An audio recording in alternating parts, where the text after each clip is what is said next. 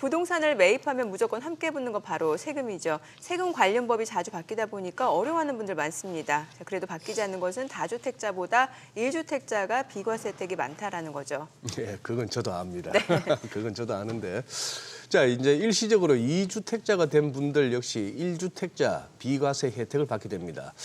아무래도 진짜 일시적인지 아닌지 요건을 꼼꼼하게 살펴볼 수밖에 없을 것 같은데요. 관련 내용 자세히 한번 짚어보겠습니다. 오늘은 정의원 변호사 자리하시는 날이죠. 어서 오세요, 변호사님. 어서 오세요. 네. 부동산 관련 세금 참 많고 복잡한데 대체로 어떤 것들이 있는지 먼저 짚어볼까요? 네, 부동산 관련된 세금들이 조금 많아서 여러분들이 많이 헷갈려들 하시는데요. 간단하게 한번 정리해 보면 내가 주동산을 취득할 때 내는 취득세와 내가 부동산을 보유하고 있을 때 내는 재산세, 그리고 내가 부동산을 팔 때 내는 양도소득세가 있습니다. 취득세라고 하는 것은 부동산을 취득할 때 내는 세금으로서 이때는 뭐 지역 특별세액이라든지 기타 다른 세액들이 좀 포함되고요. 두 번째로 그 재산세 같은 경우는 실소유자에게 부과되는 세금이다라고 생각하시면 되겠습니다. 마지막으로 양도소득세 같은 경우에는 양도 차익이 발생할 경우에만 부과되는 세금인데요. 이 차익에 관해서만 부과된다라고 알고 계시면 좋겠습니다. 네.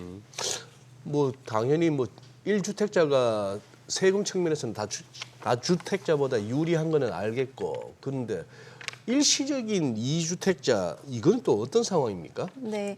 내가 주택을 한 채 보유하고 있는 상황에서 어쩔 수 없이 2주택자가 되는 경우, 이것들을 뭐 일시적 2주택자다라고 보고 세제 혜택을 좀 주고 있는데요. 이런 경우를 좀 뭐 요약해 보면 한 4가지 정도로 축약할 수가 있을 것 같습니다. 첫 번째로는 내가 이사를 가려고 새로운 주택을 매입했는데 아직 내가 살던 종전주택을 처분하지 못해서 2주택자가 되는 경우나, 아니면 혼인을 했는데 각각 주택을 한 채씩 보유하고 있어서 2주택자가 되는 경우, 그리고 부모님이 갑자기 돌아가시거나 뭐 징여를 받아서 상속이나 징여의 이슈로 내가 2주택자가 되는 경우라든지, 아니면 이제 부모님이 이제 좀 뭐 편찮으시거나 하셔서 합가해서 함께 살아야 하는 경우, 이럴 때는 이제 세대가 합가하는 경우에 2주택자가 되면 이것들을 모두 일시적 2주택자라고 해서 우발적으로 2주택자가 되었다라고 보고 다주택자처럼 무거운 세금을 부과하지 않는다고 보시면 되겠습니다. 네. 그러니까 이사를 가기 위해서 뭐 일시적으로 2주택자가 된 경우에는 이제 다주택자만큼의 무거운 세금을 내지 않도록 하는 비과세 제도.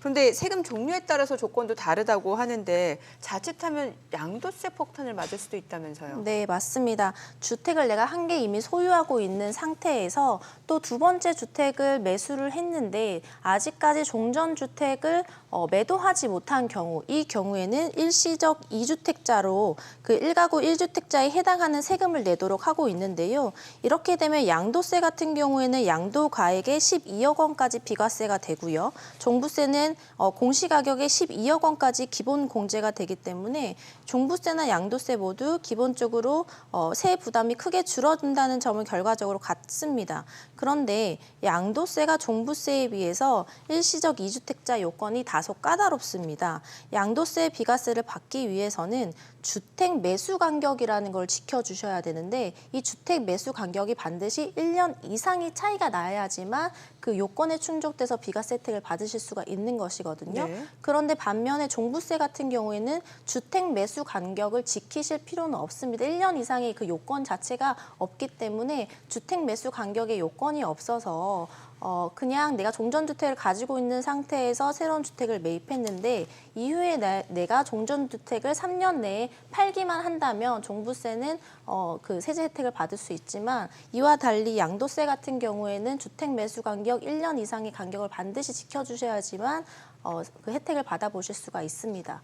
만약에 이 주택 매수 간격을 지키지 못하셨을 경우에는 말 그대로 양도세 폭탄을 맞으실 수가 있습니다. 제가 사례를 하나 가지고 왔는데요. 예를 들어서 매수가 10억 원짜리 아파트를 13억 원에 판매했다고 가정을 해봤을 때 양도 차익은 3억 원이 발생하는데, 이때 만약에 일시적 2주택으로 인정을 받아서 세제 혜택을 받으시게 되신다면 과세 대상액은 비과세 금액을 제외하고 2,300만 300만 원 정도가 되고요. 이때는 적용 최고 세율이 15%라서 그 과세되는 세액 자체가 182만 원 정도에 그칩니다. 네. 그런데 만약에 내가 이 주택 매수 간격을 지키지 못해서 2주택자로 보고 세액을 부과해야 되는 상황이 생기게 되면 이 양도차익 3억 원 전체가 세금을 아하. 부과되기 때문에 예. 이렇게 되면 결과적으로 세액은 한 9,300만 원 정도가 와. 산출이 되거든요. 그렇게 되면 정말 수십 그러네요. 배의 차이가 나는 세액 그러네요. 부담을 해야 하는 상황이 되는 것입니다. 그 1년 내 집 2번 샀다 하면 일단 의심받는다 네, 이거래요. 맞습니다. 그죠? 네. 그럼 이제 주택 매수 간격을 1년 이상으로 유지해야 된다. 이게 중요한데 꼭 기억해 두셔야겠습니다. 네, 맞습니다. 그리고 일반적으로 일시적 2주택자 그러면 어떻게 해야 이제 비과세 혜택을 받을 수 있는 건가요? 네, 좀 쉽게 기억하기 네네. 쉽도록 알려드리면 1, 2, 3 원칙을 기억하시면 가장 좋습니다. 네. 방금 말씀드렸던 주택 매수 간격 1년. 이 1년 이상을 반드시 지켜주셔야 된다고 해서 1을 기억하시면 좋고요.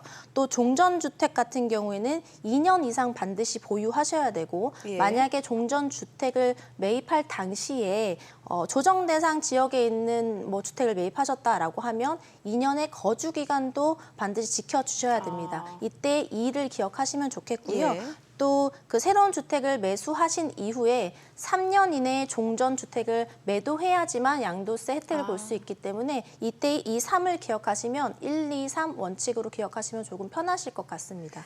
네, 지금 화면에 보니까 이제 신규 주택 취득 후에 3년 이내에 이제 기존 주택을 매도해야 된다. 이게 사실은 이제 기존에는 2년 이내였던 거잖아요. 이게 바뀐 건데 그럼 조건이 바뀌기 전에 집을 판 일시적 2주택자 이분들은 그럼 어떻게 되는 건가요? 네, 원래는 조정 대상 지역에 내 주택이 있었는데 이후에 새로운 주택을 매수했는데 해당 주택도 조정 대상 지역 내에 있다라고 하면 종전 주택은 2년 내에 처분해야지만 양도세 비과세 혜택을 받으실 수가 있었습니다. 네네. 그런데 이게 올해 법이 개정 시행되면서 바뀐 것인데 그렇죠. 2023년 1월 12일 이후에 양도한 것부터는 2년이 아니라 3년 내에만 처분하면 되시는 거거든요. 예. 그런데 이 법 시행 이전에 예. 이미 2년의 기간이 도과하셨다라고 하시면 3년의 연장 혜택은 받아보실 수는 없습니다. 아, 소급 적용이 안 되는 거네요. 맞습니다. 예. 그리고 지금 이 부동산을 갖다가 우리가 부동산 관련해서 우리가 한 2, 3회는 다루잖아요. 예, 예. 월요일하고 금요일은 주로 이제 뭐 경매부터 해서 그렇죠. 금요일 날은 또 이제 부동산도 다루고 하는데 아니 저 하면서 막 헷갈려요. 뭐 분양시장 훈풍이 돈다는 얘기도 있기도 하지만 아니 강남에 이렇게 지나다 보니까 그 공터에 뭐 추진하다가 뭐 멈춘 데도 많고 하다못해 네. 대한민국 강남에서 이런 얘기들도 막 들리고 해서 어느 쪽으로 이게 장단을 맞춰야 될지 모르겠습니다만 어쨌거나 전매 제한 완화되면서 이 분양 시장에서 조금 뭐 훈풍이 돈다는 그 부분은 어떻게 이해하면 될까요? 뭐 분양권이나 입주권에 대해서 그래서 관심이 좀 많아지고 계시고 아파트를 새로 구매하는 것보다 분양권이나 입주권을 구매하시는 경우도 많이 늘어나고 있는데요. 네. 그런데 이제 현행법상 이 분양권이나 입주권도 주택 수에 산입이 되기 때문에 그것들을 좀 반드시 인지하셔야 되고 예. 특히 분양권 같은 경우에는 2021년 1월 1일 이후 매수분부터 주택 수에 산입이 된다. 이것들을 좀 기억하시면 좋을 것 같습니다. 호호. 그러니까 그래요? 분양권 입주권도 주택으로 간주가 된다라는 건데 근데 이제 만약에 아. 이사갈 목적으로 분양권을 샀어요. 그런데 예상대로라면 이제 3년 내에 이게 다 지어져 가지고 이제 입주를 할 수 있을 줄 알았는데 이게 3년 내로 완공이 안 된 경우도 있을 수 있단 말이죠. 그러면은 어떻게 되는 건가요? 만약에 내가 종전주택을 가지고 있는 상태에서 예. 새로 분양권을 사서 해당 아파트가 완공되면 이사갈 목적으로 분양권을 샀는데 이때 이게 3년 내에 완공이 돼서 무사히 종전주택을 3년 내에 팔 수 있었다라고 하면 비과세 혜택을 받을 수가 그렇죠. 있습니다. 예. 그런데 이 뭐 아까 말씀드렸듯이 뭐 공사가 중단되는 좀 경우들도 지연되거나, 있고 예. 지연되는 경우가 있어서 3년 내에 그 분양권을 가지고 있는 아파트가 완공되지 못하는 이슈가 생길 수가 있는데요. 이런 경우를 또 비과세 혜택을 주기 위해서 어떻게 법이 규정을 하고 있느냐면 이 주택이 완공된 시점을 기준으로 해서 3년 이내에 전입이 되고 1년 이상 실제 거주를 하시면 되시고요. 또 이 주택이 완공된 시점을 기준으로 종전 있던 주택을 3년 이내에만 처분을 하시면 예. 비과세 혜택을 받으실 수 있어서 3년 이내 전입, 3년 이내 처분 기간 해서 3+3 해서 6년의 좀 유예 기간을 가져갈 수 있다라고 보시면 될 것 같습니다. 완공 이후부터 3년을 또 이제 혜택을 맞습니다. 받게 되는 거네요. 네네네. 예. 그러면 주택 입주권 한 개 있고 거기다가 추가로 또 입주권 하나 더 사들이면은 그러면 2주택자 되는 겁니까? 그렇죠. 네, 그렇습니다.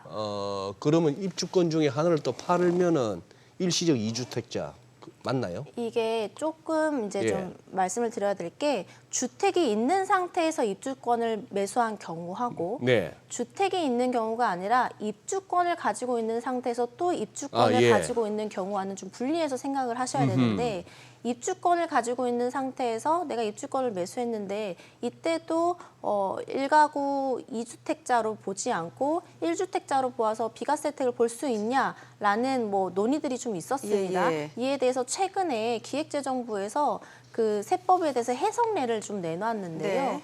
입주권을 가지고 있는 상태에서 또 추가적으로 입주권을 매수했다라고 하면 마지막으로 최근에 매수한 이 입주권이 완공되기 전에 종전 입주권을 판매해버리면 양도세 그 비과세 혜택을 받을 수가 없다라고 해석례를 내놓았고요. 만약에 비과세 혜택을 받으시려면 최근에 매수한 입주권이 완공된 이후에 종전 입주권을 매도해야지만 세제 혜택을 받아갈 수 있다라는 해석례가 나온 바 있습니다. 아, 그렇군요. 자, 그럼 재건축이라든지 재개발도 이제 이사를 꼭 가야 되는 경우잖아요. 그럼 이때도 이제 매매를 통한 이사라면은 이제 2주택자가 되는 건데 이런 경우는 어떻게 해야 일시적 2주택자 그 비과세 혜택을 받을 수 있게 되는 건가요? 네, 재건축이나 재개발 내가 살던 집이 이제 재건축이나 재개발이 됐을 네네. 경우에 임시적으로 내가 몇 년간 또 거주할 집이 필요하겠죠. 그렇죠. 이때 뭐 월세나 뭐 전세로 가실 수도 있겠지만 내가 잠시라도 좀 안정적으로 거주할 목적으로 주택을 취득했다면 이때 취득한 주택을 대체주택이라고 볼 수가 있겠습니다. 이 대체주택은 내가 몇 년간 살다가 다시 재건축이 완공되면 팔 수도 있는 것이기 때문에 이때 이 대체주택을 팔 때 어떻게 하면 비과세 혜택을 받을 수 있냐라는 이슈가 생겼는데요. 이 대체주택에서 실제 1년 이상 거주하셔야 되고요. 신규 주택 완공 후에 3년 이내에 세대 전원이 이사한 후 1년 이상 실제 거주하셔야 됩니다. 네. 그리고 신규 주택이 완공되었다면 3년 이내에 반드시 이 대체주택을 매도해야지만 양도세 비과세 혜택을 주고 있는데요. 이 규정들이 매우 복잡해 보이지만 결국에는 내가 실제 거주할 목적으로 2주택이 되었느냐 아니면 투자나 투기의 목적으로 지금 주택을 사들이고 있느냐 이것들을 좀 구분해서 비과세 혜택을 주고 있다라는 개념으로 조금 접근하시면 이해하기 쉬우실 것 같습니다. 그러네요. 예. 이제 상속을 받아서 2주택자가 되는 경우도 있지 않습니까? 이럴 때는 비과세 부문이 어떻게 되는 거죠? 네, 상속으로 인해서 뭐 이제 내가 2주택자가 되었다라고 하면 이 경우는 좀 두 가지를 구별해서 기억을 해주셔야 되는데 예를 들어서 어머니가 돌아가시고 딸이 이로 인해서 2주택자가 되었다고 하시면 원래 내가 기존에 가지고 있던 주택을 매도하는 경우 이 경우에는 그냥 1가구가 1주택을 보유한 것으로 보고 비과세 혜택을 바로 줍니다. 네. 상속으로 받은 주택은 주택으로 산입하지 않아 버리는 것이죠. 예. 그런데 반면에 먼저 상속받은 주택을 먼저 내가 매도하겠다라고 하면 2주택자가 매도하는 것으로 봐서 비과세 혜택을 주지 않고 있습니다. 따라서 상속으로 내가 2주택자가 되었다라고 하면 기존에 내가 가지고 있던 주택을 먼저 매도하고 여기서 양도세 혜택을 받아보시고 이후에 내가 1주택자가 된 이후에 상속주택을 매도하시는 것이 두 가지의 주택 모두 양도세 혜택을 받아보실 수 있는 방법이 될 수 있겠습니다. 그러니까 상속 주택을 먼저 매도할 게 아니라 네. 기존 주택을 매도해야 비과세 혜택을 받을 수 있네요. 맞습니다. 예. 뭐 이 외에도 다양한 이유로 일시적 2주택자가 될 수도 있는데 사실 그 결혼 후에 이제 부모님을 부양하거나 같이 사는 경우들이 있잖아요. 이럴 때 보면은 뭐 2주택자가 될 수 있거든요. 이럴 때는 어떻게 되는 건가요? 네, 뭐 예를 들어서 결혼을 한다거나 아니면 결혼하지 않았지만 내가 집을 가지고 있는 상태였는데 네. 집을 또 마찬가지로 가지고 계신 부모님이 연로하셔서 함께 좀 거주해야 되는 상황이 생길 수도 있겠죠. 네. 이 경우에는 법에서 어떻게 정하고 있냐면 60세 이상의 직계 존속을 동거 복량하기 위해서 세대 합가를 하는 경우에는 세대 합가를 한 날로부터 10년 이내에 먼저 양도하는 주택에 대해서 양도세 혜택을 주고 있습니다. 합가일 이후 예. 10년 이내에 네. 먼저 먼저 매도하는 네, 맞습니다. 주택에 대해서 그건- 양도세 혜택. 네, 뭐 부모님 것이나 자녀의 것 이거 상관없이 먼저 양도하는 것을 혜택을 주고 있다라고 보시면 되겠습니다. 예. 확실히 우리 정의원 변호사님 민법 천재 변호사님이셔. 세법 쪽에 오니까 민법 때보다 재미는 없다. 근데 만약에 그런 경우도 있잖아요. 남녀가 결혼을 했는데 각자 이제 주택이 있었단 말이죠. 그러면은 이것도 1가구 2주택자가 된 거잖아요. 네, 맞습니다. 예. 이건 어떻게 되는 거예요? 뭐 행복한 결혼- 고민이긴 하겠습니다. 네, 행복한 고민이지만 만약에 뭐 남편도 주택을 가지고 있었고 아내가 주택을 가지고 있어서 결혼으로 인해서 2주택자가 되는 경우에는 결혼한 날로부터 5년 이내에 먼저 양도한 주택에 대해서는 양도세 혜택을 주고 있다라고 보시면 되겠습니다. 뭐 남편 것이든 부인 것이든 먼저 맞습니다. 매도한 네, 주택에 맞습니다. 대해서 알겠습니다. 변호사님 오늘 말씀 잘 들었습니다. 고맙습니다. 고맙습니다.